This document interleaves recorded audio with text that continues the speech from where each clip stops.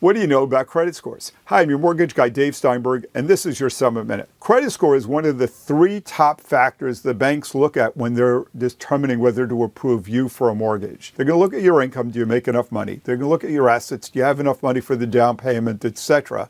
And then they're going to look at your credit score. Is your credit score inadequate, you may not get approved for loan. But there's a large range of credit scores that are still good enough. So let's talk about that a little bit. And let's talk about what contributes to higher and lower credit scores. So let's start with the fact that, generally speaking, the people with the best credit have scores in the 760, 780, even 800 range. That's great. It means that you're going to probably have an easier time getting a mortgage, and you may save money because your credit score is so good. But if your credit score is lower, that doesn't mean you're not going to get a mortgage. For one thing, there are alternative mortgages like FHA, which are not credit score driven quite as much as the Fannie Mae. I will say that if you're getting a traditional, conventional mortgage, they are sensitive about credit scores. And if your credit score is below, let's say 700, it's going to cost you more to get that mortgage. But very often that just means that we're going to flip you to an FHA and you're still going to do quite well on your mortgage. And that works down to credit scores even below 600 sometimes. We've gotten people mortgages with scores down to 580. Let's talk about credit scores a little bit more, and let's understand the factors of credit score.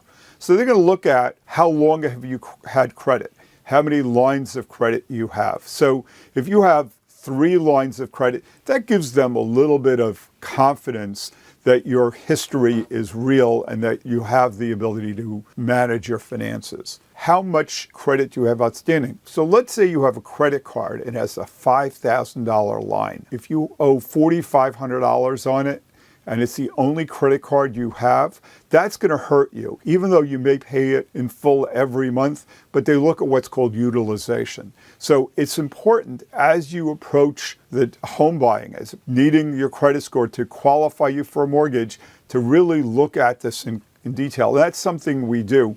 In fact, one of the things we have the ability to do sometimes is what's called do a soft pull. That means that we can do a pull of your credit score without leaving fingerprints. Then we can look at the report together. We can understand what's going on, maybe fix things. Sometimes there are errors on the report. Sometimes we can just suggest that you pay certain things down to raise your score. Lots and lots of options. This is a really complicated topic, but I just wanted to give you a flavor.